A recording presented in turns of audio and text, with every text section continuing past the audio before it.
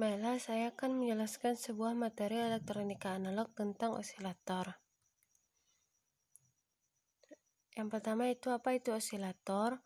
Osilator adalah rangkaian yang menghasilkan bentuk gelombang terus-menerus, berulang, bolak-balik tanpa masukan apapun.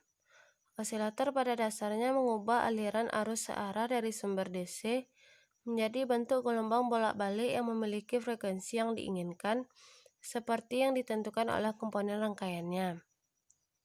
Prinsip dasar di balik kerja osilator dapat dipahami dengan menganalisis perilaku rangkaian tangki LC yang digunakan pada gambar 1 di atas, yang menggunakan induktor L dan kapasitor C yang telah diisi sebelumnya sebagai komponennya. Di sini, pada awalnya kapasitor mulai dilepaskan melalui induktor yang menghasilkan konversi energi listriknya menjadi medan elektromagnetik yang dapat disimpan di induktor. Setelah kapasitor habis, tidak akan ada aliran arus di sirkuit. Namun pada saat itu medan elektromagnetik yang tersimpan akan menghasilkan gagal balik yang menghasilkan aliran arus melalui rangkaian ke arah yang sama seperti sebelumnya. Aliran arus ini melalui rangkaian berlanjut sampai medan elektromagnetik runtuh yang mengakibatkan konversi balik energi elektromagnetik menjadi bentuk listrik yang menyebabkan siklus berulang. Namun, sekarang kapasitor akan diisi dengan polaritas yang berlawanan.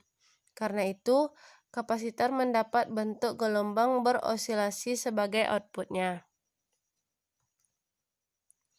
Namun osilasi yang muncul karena interkonversi antara dua bentuk energi tidak dapat berlanjut selama karena akan mengalami efek kehilangan energi karena resistansi rangkaian.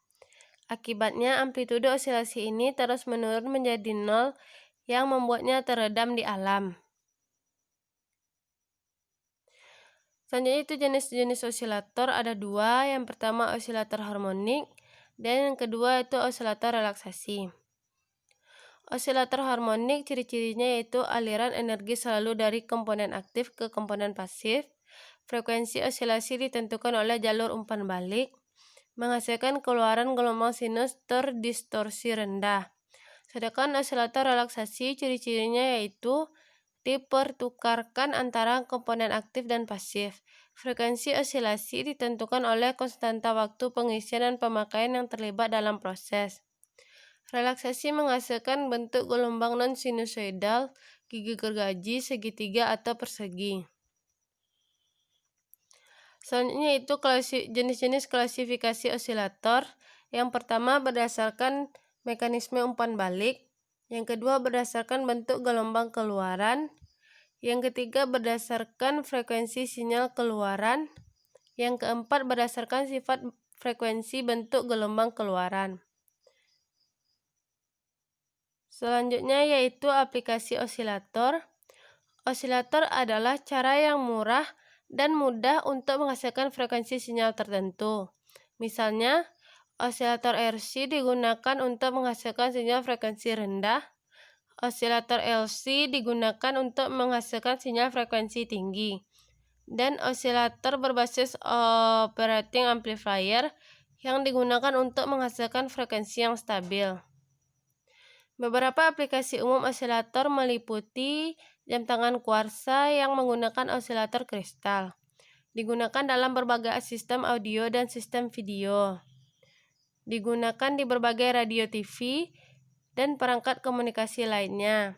Digunakan dalam komputer, detektor logam, senjata bius, inverter, ultrasonik, dan aplikasi frekuensi radio.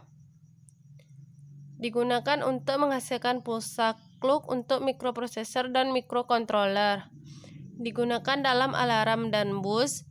Digunakan dalam detektor logam, senjata bius, inverter, dan ultrasonik. Digunakan untuk mengoperasikan lampu hias.